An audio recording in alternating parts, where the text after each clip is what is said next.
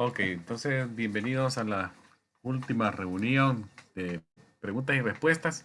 Vamos a cubrir material de lo que es electrocardiograma, el sistema circulatorio y también vamos a ver un poco de ley y ética y de lo que es la seguridad en el ambiente de trabajo, de lo que es la OSHA.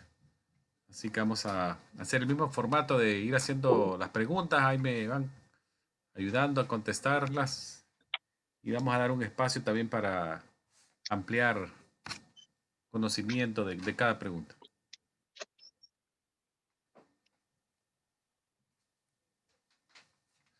Bueno, veamos esta imagen y la pregunta que dice que un paciente, le voy leyendo la pregunta y luego ven las opciones de respuesta y las vamos contestando juntos. Dice, un paciente con un cuadro de una cardiopatía dilatada se queja de dolor de pecho. Un electrocardiograma se le toma y se observa el siguiente ritmo. ¿Qué ritmo identifica usted en estas vistas? Sawtooth written. ¿Cuál? Sawtooth written. Pero las opciones que está ahí sería ¿cuál? A, B, C, D. O atrial flutter. Atrial flutter o aleteo atrial. Vamos a ver.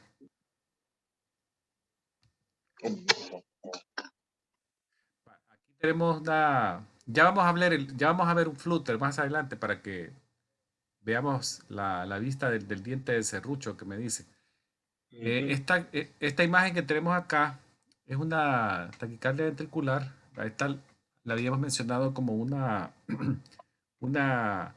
disritmia o una arritmia potencialmente letal para las personas que la padecen y se caracteriza por disparos eléctricos rápidos, organizados, ¿verdad? Se ve organización y una actividad que está sucediendo a nivel de los ventrículos, en las cámaras inferiores. Básicamente aquí lo que pasa es que la perfusión se ve alterada, muchas veces podría llevar a esto a un paro cardíaco o hacerse una fibrilación ventricular.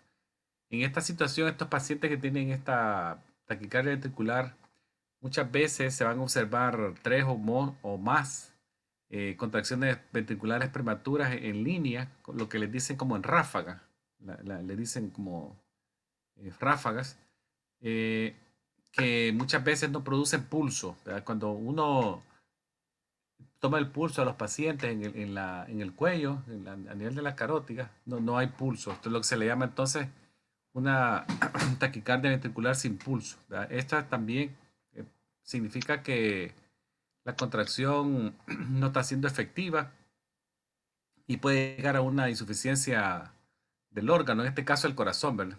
Y se convierte así en una emergencia médica que podría requerir una defibrilación. Entonces, los, los ritmos de estas taquicardias andan por arriba de los 100, 250 en ese rango. Desde 100 hasta arriba, hasta 250 por minuto, se puede ver este tipo de... Y si ustedes ven la característica, porque, ajá, ¿cuál característica hay que ponerle atención acá?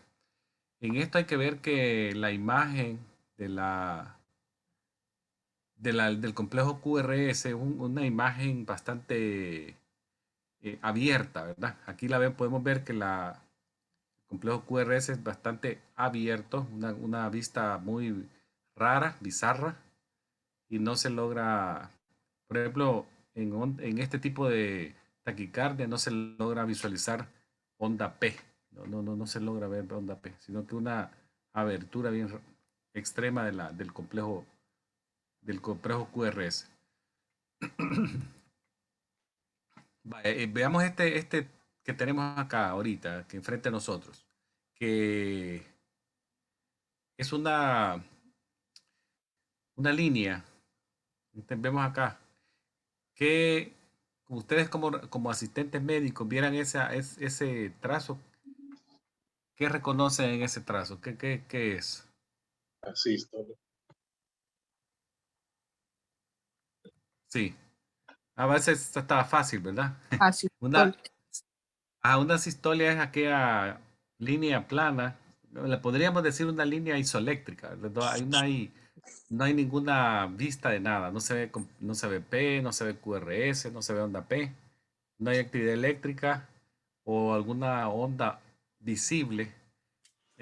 Casi podemos asumir que ese paciente está sin pulso, probablemente esté ya inconsciente, puede ser que esté respirando o no, que esté jadeando, porque hay pacientes que no pueden tener pulso, pero están todavía como jadeando, en lo que en inglés le dicen gasping, y ya ese gasping, el protocolo del CPR lo toma como paciente sin respirar. A una persona que está como gasping así, se entiende que ya es una persona que está como sin respiración, entonces ya merita respiraciones también en el protocolo de CPR, ¿verdad? Una paciente que está ya inconsciente sin respuesta.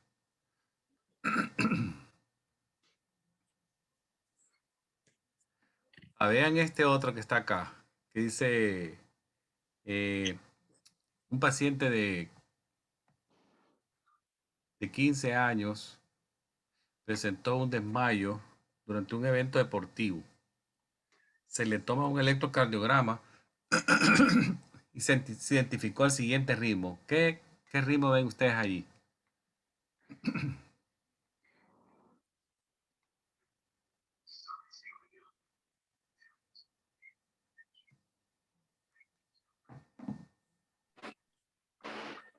Ven, podemos ir haciendo una cosa con las respuestas, de ir de lo que no es a lo que podría ser, ¿verdad? Por ejemplo, de las opciones que nos dan, algo que no es, Vertical, no es una fibrilar. asistolia, ¿verdad? Entonces la puedo borrar, no es asistolia, para ir sacando opciones que no son pues, obvias, ¿verdad? También me dice que es un ritmo normal, obviamente no es un ritmo normal, entonces también lo puedo tachar, pues. Ya me van quedando solo dos opciones. Antes de empezar a ver cuál podría ser, quito las que son obvias, erróneas. Ventricular, fibrillación. Fibrilación ventricular, No, es una arteria fibrillación. Es, fibrilación atrial. sí, Vamos a ver qué es. Ventricular. Una fibrilación ventricular. Y ventrículo. sí, fibrilación ventricular. En este caso también vamos a ver que la fibrilación ventricular también tiene un patrón desorganizado. También no vamos a encontrar pulso en el paciente. Es incompatible con la vida y ya se convierte en una emergencia médica, ¿verdad? Entonces, en este caso, hay que ponerle atención también a lo que estamos viendo. Si ustedes ven acá, por ejemplo, acá se ven imágenes, esta que se ve aquí, aquí también. Como la doble. Se ve como que fuera lo que vimos al principio, cuando vimos miren, la taquicardia ventricular. O sea, se ven complejos QRS abiertos y que tienen una característica que van como en ráfaga, pero en algunos momentos se pierde y ya se ven como más como desorganizado el ritmo, no se ve onda P, entonces sí es una fibrilación ventricular. Se parece un poquito a algunos trazos, algunos segmentos a una taquicardia ventricular, pero en algunos espacios entre ellos se hace más como desorganizado y punto. Entonces, eso es lo que se conoce como una fibrilación ventricular, ¿verdad? Así que vamos a ponerle atención a todo eso. Algo que no les mencioné, me voy a ir un poquito para atrás porque no quiero dejarlo pasar la oportunidad de...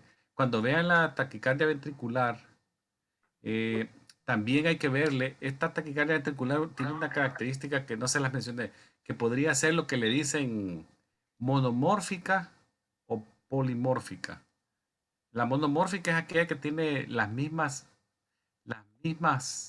características en todo. Se ven como repeticiones, como que fueran, lo que ven acá, así como que fueran Idénticas. aletitas de tiburón, son taquicardia ventricular monomórficas, ¿verdad? Se originan desde un solo punto de excitación eléctrica y hay otras que se conocen como polimórficas, que son aquellas que tienen más o múltiples sitios de estimulación eléctrica adentro del ventrículo. Entonces, si las pusiéramos a cuál es peor, la polomórfica o la monomórfica, obviamente la que tiene muchas formas es la que está más en crítica situación. ¿Verdad? Vamos a pasar a la siguiente pregunta de lo que es estas cosas. Vean este ritmo que está acá. ¿Qué ritmo identifican ustedes ahí? Hagamos lo mismo que hicimos en el otro, cosas que no son obvias, ¿verdad? Aquí dice paro cardíaco, cardiac arrest, no es, ¿verdad? Entonces lo voy a No. tachar. ¿Es ritmo normal? Tampoco, ¿verdad? Atrial fluter. Ni tampoco es ventricular. Es el atrial fluter. Esta. Sí, la número 1. Ya, entonces, de las dos que me quedaron, entonces ustedes se van por la Número aleteo 1. atrial. Y sí, esa es. Go. Entonces aquí sí estamos viendo la imagen que ustedes me dijeron hace unos minutos atrás, que dijeron la imagen del diente serrucho, ¿verdad? El sawtooth wave. Estos son ritmos rápidos atriales, ¿verdad? El ritmo atrial se puede contar en estos casos. Estamos hablando de ritmo de más o menos de 250 a 350 por minuto. El ritmo ventricular podría variar. ¿Cómo puedo sacar yo el ritmo ventricular? Bueno, contando las R, ¿verdad? Recuerden, dijimos que estas puntitas están acá, son las R y los intervalos RR me sirven para contar las frecuencias ventriculares, ¿verdad? En este caso vemos que la frecuencia ventricular está irregular, porque si yo mido de acá para acá, de aquí para acá, este segmento y este otro acá, si ustedes ven no son iguales, son de distinta longitud. Entonces, es un ritmo irregular ventricular y en algunos momentos yo puedo encontrar, por ejemplo, si voy a contar este de acá, recuerda, 300, 150, 100, 75 y me quedó un poquito despuesito del 100, puede ser que este ande por 80. Pero si ya cuento este otro, 300, 150, 100, 75, 60, 60 y así. Entonces ese ritmo aproximado ventricular, pero si lo cuento por el atrial, ese podría andar por unos 250 hasta 300. Entonces, si ustedes ven acá, también tenemos como que 2 o 3 flúteres o ondas de aleteo en un complejo QRS que sigue. Entonces eso ellos lo llaman, le pueden llamar 2 a 1 o 3 a 1, más o menos, dependiendo cuántos vea uno antes. Entonces las ondas atriales tienen ese patrón del diente de serrucho que ustedes dijeron. Entonces casi siempre van a encontrar después de esas ondas de serrucho un complejo QRS que se ve normal. Y usualmente el complejo QRS normal es un complejo QRS angosto. Esa es la vista. Entonces este es un flutter, no lo olviden. Vean acá cómo se ve. 3 así, diente serrucho, seguido de un complejo QRS normal. Veamos acá también esta que dice. A ustedes le dicen que el electrodo B5 se destrabó del paciente, el B5 que tiene en el pecho, se le cayó y necesita ser reposicionado, dice. ¿Dónde lo va a colocar usted el B5? Vean las opciones ahí. ¿Dónde lo pondría?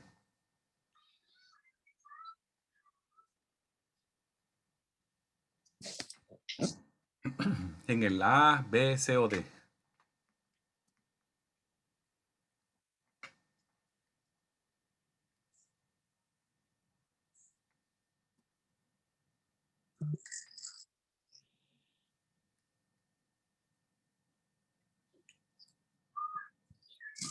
El A dice... Repita la pregunta para ver si puedo contestarle la respuesta, please, que no entendí la pregunta. Vale. Entonces, usted tiene ya un paciente acostado, y ya le pusieron los 6 electrodos en el pecho para un electrocardiograma. Entonces la persona que está ya por tomar el electro nota que el B5 se ha caído y le pide a usted que si lo puede volver a poner en la posición correcta. ¿Dónde lo pondría? El B5. Un V5. En la D, En el quinto espacio intercostal línea axilar anterior. sí. Vamos a ver. Oh, pues sí. Sí, sí, estaba correcto. Esta es, pero no se puso en rojito. Esa es. Va, acá está los 6 del pecho que habíamos dicho, ¿verdad? Ajá. Básicamente, acá nos interesa el cuarto espacio intercostal y el quinto. Y luego algo de referencia es la línea clavicular media. Más o menos pasa a la altura de la areola, ¿verdad? De la tetilla, de la mama. Sí. Y luego en la línea axilar anterior iría el B5 y en la línea axilar media B6. En este caso, que se cayó el B5, fue lo que ustedes me dijeron, así es, quinto espacio, línea axilar anterior, que viene para acá, y la línea axilar media, que sería para B6, correcto, así es. Una cosa que va a cambiar, por ejemplo, en la colocación de los electrodos en niños jóvenes,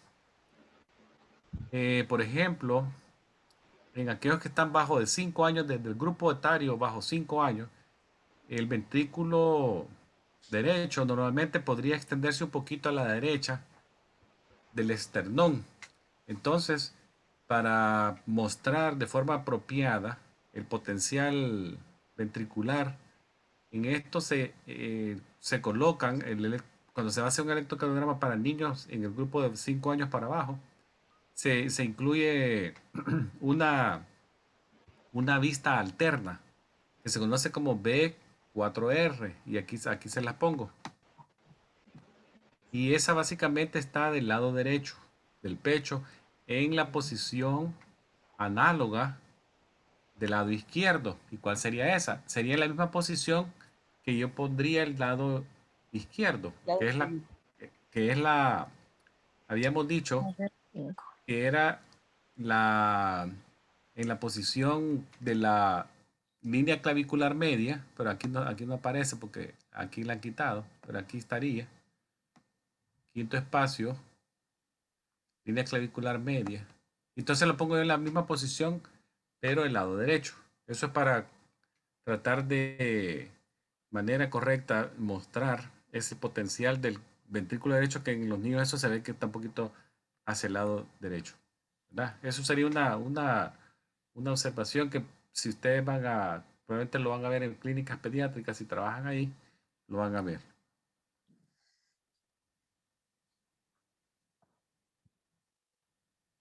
Vean este otro trazo. Dice, el asistente médico cuida a un paciente que experimentó un infarto de miocardio de la pared anterior hace 24 horas. El electrocardiograma se toma y se reconoce el ritmo en el trazo siguiente. ¿Qué ven ahí? Pues probablemente les parezca familiar la imagen.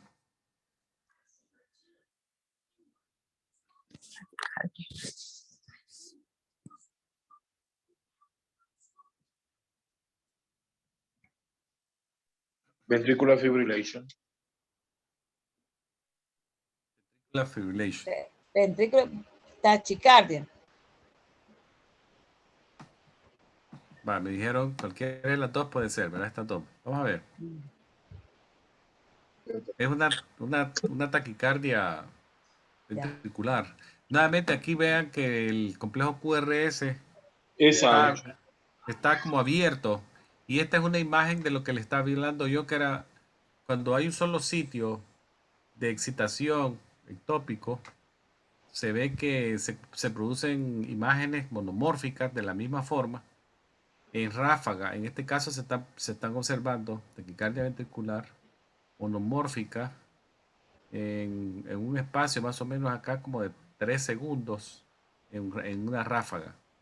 Son disparos rápidos de forma organizada que se ven que pueden ir entre 100 a 250 por minuto con la imagen del complejo QRS abierto. Entonces, si vieran la fibrilación ventricular, que creo que hay otra más adelante que yo sé, también se las puse, probablemente van a ver imágenes más así como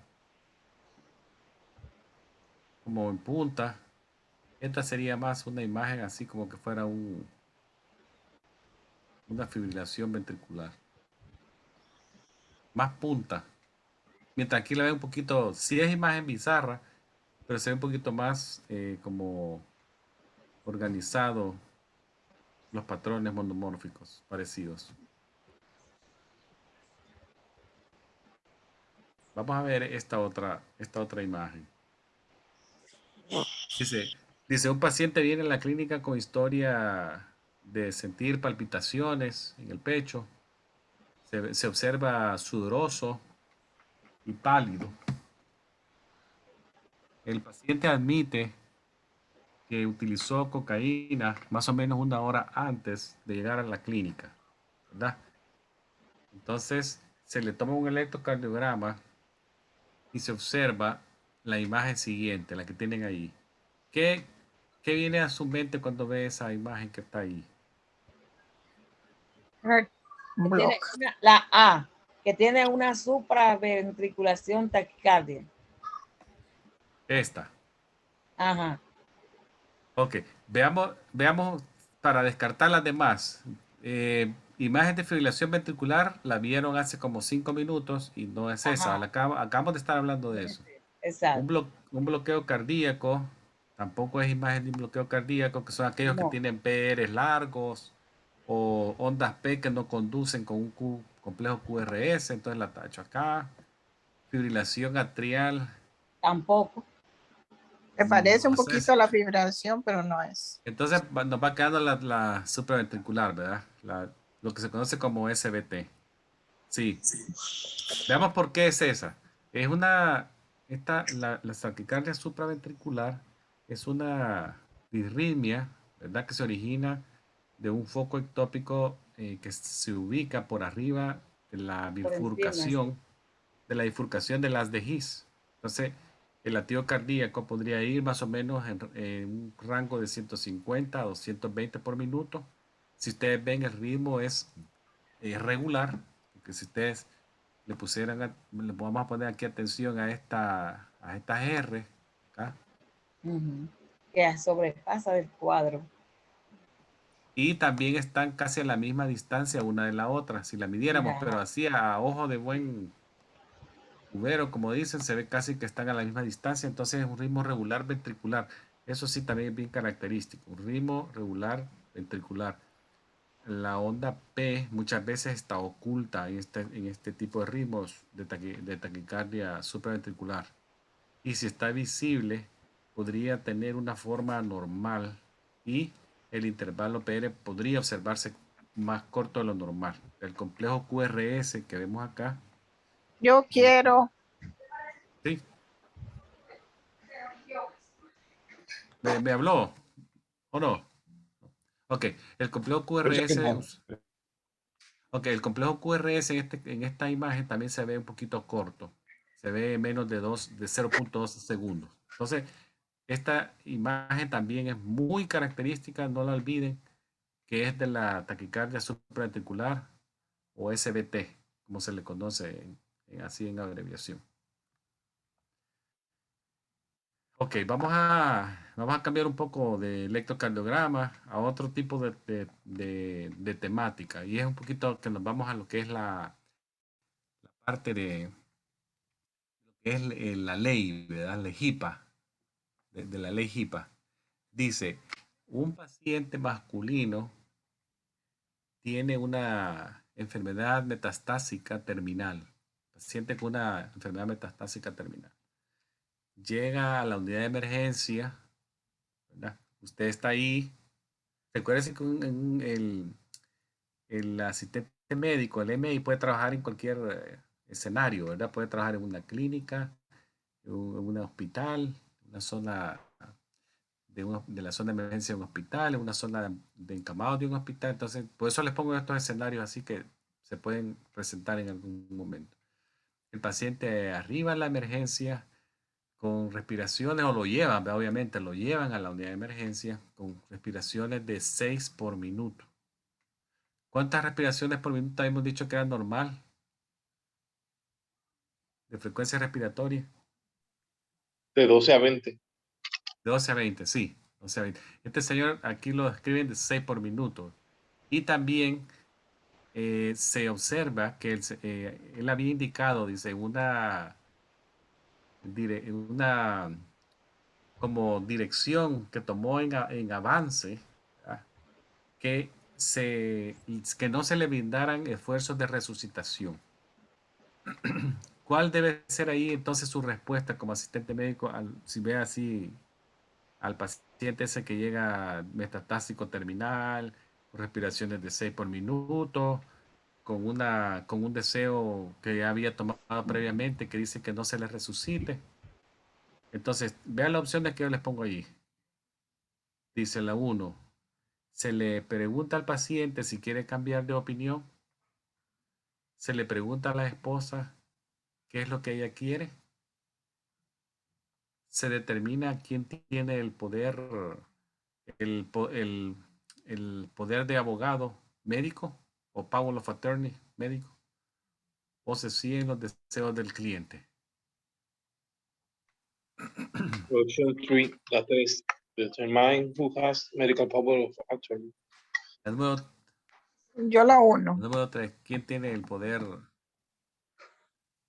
acá? Si quiere cambiar de opinión. Yo iría a la 1. Yo le preguntaría al paciente si todavía está consciente, ¿verdad? Sí, si quiere cambiar la opinión, que es que quiere que se le den maniobras. Sí. Ok, va, veámoslo. ¿Cuál podría ser el escenario cómo manejarlo? Porque es algo que puede ser de HIPAA. En este caso, se tiene que seguir el deseo del paciente. Y se recuerdan que yo les mencioné lo que se conoce como directivas, en inglés sería como advance directive. Son como cosas que se toman antes, ¿verdad? Esto es preparado por el paciente antes de la necesidad de tener una situación como esta. Se prepara antes a la necesidad y con el deseo del paciente, ¿verdad? Son situaciones muy específicas que se ponen por escrito, que podría ser, por ejemplo, él puede decir también, obviamente, ¿verdad? Un paciente con enfermedad metastásica terminal, en cuanto a la donación de órganos, probablemente no sea candidato, porque acuérdense que la metástasis, que es terminal, probablemente diseminada, en muchos de los órganos que podrían donarse podrían estar tomados por metástasis. En este caso no aplicaría, pero él podría decir, por ejemplo, no resucitación y otras cosas, ¿verdad? Entonces, todo queda por escrito. Él lo hace antes de que suceda y pone su deseo. Y eso lo hace a través de algo que se conoce como deseo de vida, living will. Nosotros lo conocemos como, la gente lo menciona muchas veces como testamento, ¿verdad? Como lo dice un testamento, un deseo de vida, que da instrucciones sobre el cuidado médico futuro y su tratamiento si el paciente llegase a no estar en capacidad de comunicarse, como podría ser este señor. Ahora, le voy a explicar ahora también lo que es el poder médico, porque va a quedar la duda, que es un power of attorney médico. Bueno, en este caso, el power of attorney médico es el individuo que ha sido designado para hacer decisiones del cuidado médico si el paciente se llegase a no estar capaz de hacerlo en cuanto a una decisión, por ejemplo, de una decisión informada. Recuerda que dijimos del informed consent, consentimiento informado, ¿verdad? Entonces, cuando el paciente no está en capacidad de hablar por él mismo, y esto permite un poco de flexibilidad a la hora de negociar situaciones muy únicas, pero estos son situaciones, en el caso del señor, que él ya lo había dicho previamente, cuando él sí estaba en la capacidad de hacerlo, eh, porque el paciente expresó un deseo específico antes, en estos casos sí se tiene que hacer honor así se dice, ¿verdad? Hacer honor al deseo de un paciente. Entonces, aquí se aplicaría que si el paciente dijo no maniobra de resucitación, lo más que se le podría dar por darle un poco de confort a un paciente con respiraciones de 6 por minuto, es, por ejemplo, se le podría colocar una cánula nasal a 2 litros por minuto. Lo mínimo se le podría hacer al señor, más todo es por confort, mientras se toman otras decisiones. Pero yo les digo, ese escenario se los puse así para practicar un poquito lo que era el poder del attorney médico, que es un living will y que es una advance directive. En esta pregunta lo hicimos las tres cosas para practicar eso. Veamos esta otra pregunta que es bien interesante también. Dice, un asistente médico le está orientando, ¿verdad? Le está enseñando a un paciente cómo utilizar el espirómetro, el aparato de espirómetro incentivo, Incentive Spirometer Device. Entonces, si, no sé si ya lo han visto ustedes, ya lo han visto anteriormente o es primera vez. Ahí les puse el dibujito para que tengan el recordatorio de lo que es el, este dispositivo que se conoce como espirómetro incentivo de flujo o de presión. Aquí se lo puse. Es un aparatito como de plástico, ¿verdad? Que tiene un tubo flexible, tiene una boquilla acá, tiene un indicador central con volúmenes que va de 0 hasta 4000. Recuerden que estos son ml, pero de ml, pero no de líquido, sino que de presión. Y acá tiene un indicador y un marcador. Este incentivo, este pirómetro incentivo, usualmente se recomienda usar en pacientes postoperatorios que van saliendo de una cirugía, están 2-3 días en un hospital, o pacientes que van saliendo de enfermedades agudas respiratorias, un niño que ha estado ingresado por una crisis asmática, todo eso, le podrían dejar este aparatito que están viendo ahí, el espirómetro incentivo. Entonces, yo lo que quiero, vean las opciones acá, ¿cómo ordenarían ustedes los pasos si le están diciendo a alguien cómo usarlo?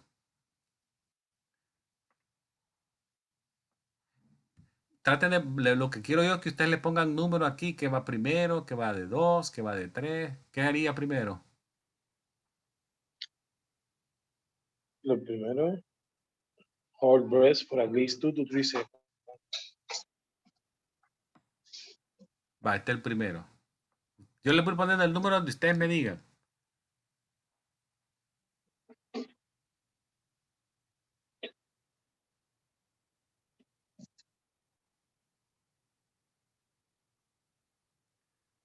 Vean bien las opciones. La primera opción dice, exhale normalmente, o sea, saque el aire normalmente y coloque la boquilla en la boca. La segunda dice, saque el aire despacio. Primero tiene que ser colocar la bombilla en la boca. Ok, entonces ponemos acá, ¿verdad? Sí. Ok.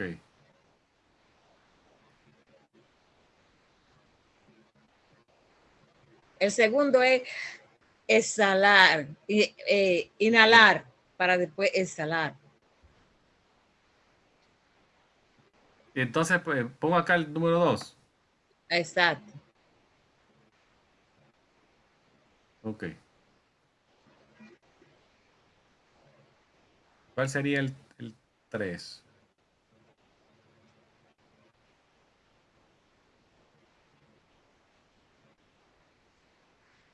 Teacher, léame la tercera pregunta en español.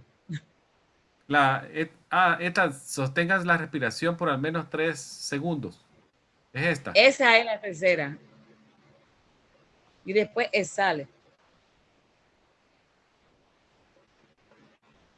Es ¿Cuál? la 4. ¿Cuál de? ¿Cómo número es ese? Léame O esa. esta dice, inhale, respire hacia adentro profundo hasta que el pistón dice es elevado a la posición predeterminada. Recuerden que esto que está aquí es el pistón. Entonces dice, inhale profundo hasta que esto llegue a la posición predeterminada. Entonces, ese es el 3. Este. Sí, Ok. ese es el 3. Y el 4 es sostener la respiración de 2 a 3 segundos. 4. Y ya por ende este es el 5, ¿verdad? Ajá. Ok, vamos a ver si lo han colocado correctamente. Yo sé que es una pregunta bastante que tiene que ponerse un poquito de orden y imaginárselo uno mentalmente, cómo van pasando los pasos en la secuencia correcta. Vamos a ver. Va, miren aquí lo que pasó. Yo aquí se los puse ya, no así para que lo vieran en el orden en el que va.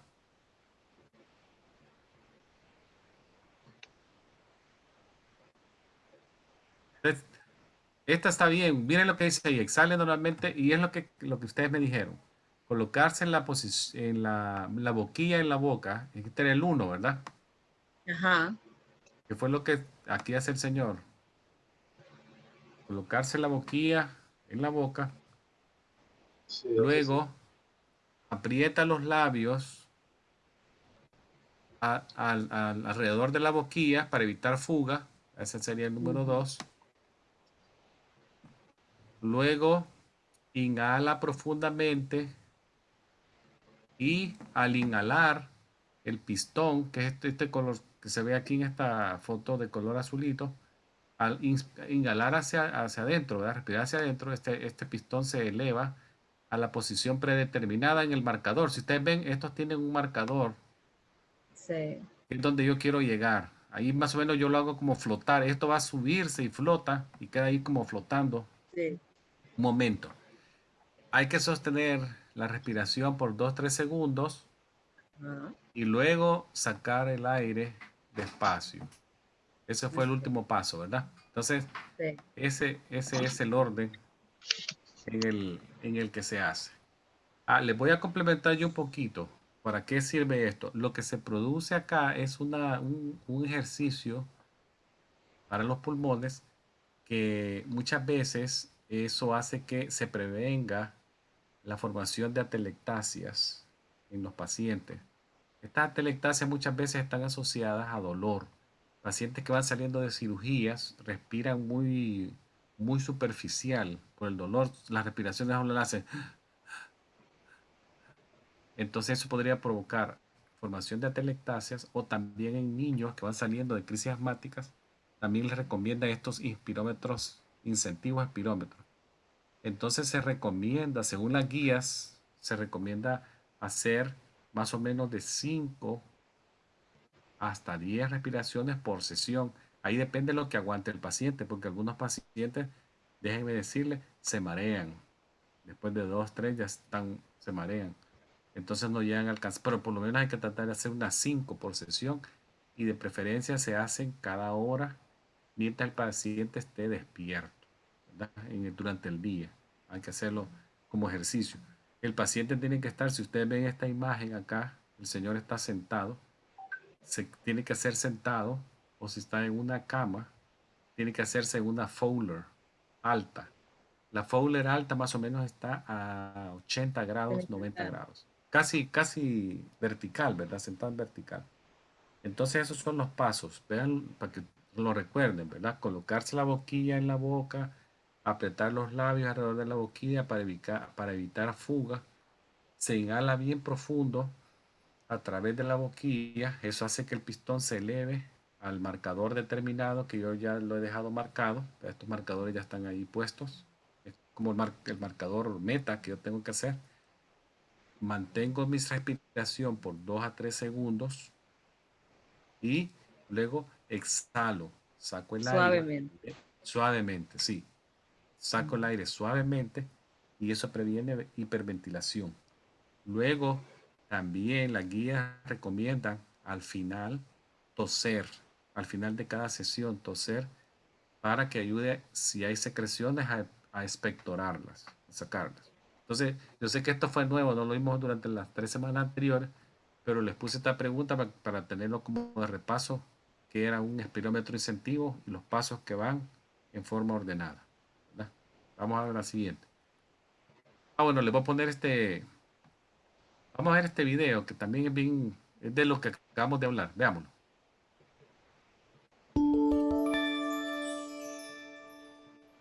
An incentive spirometer is a device that helps you take slow, deep breaths.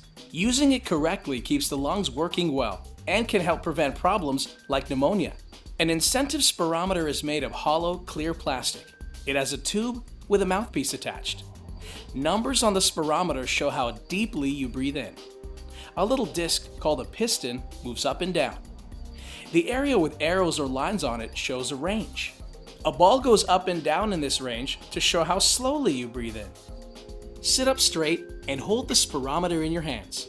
Take a deep breath in and let it out. Place the mouthpiece in your mouth. Make sure your lips completely cover the mouthpiece. Breathe in slowly through the mouthpiece, like sucking through a straw. Breathe slowly enough to keep the ball in your target zone, and breathe deeply enough until the piston gets to the mark your care team has set for you. Hold your breath for 3 seconds, then let it out slowly. It can take a few tries to hit your mark. Your care team will let you know how often to use the incentive spirometer.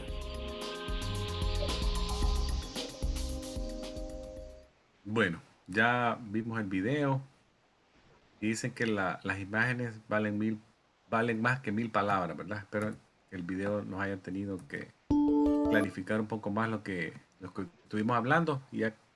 Eso es lo que es el inspirómetro, incentivo inspirómetro. En una ocasión el doctor Restudio me dijo que hablara de eso, aquí va. Vamos a ver ahora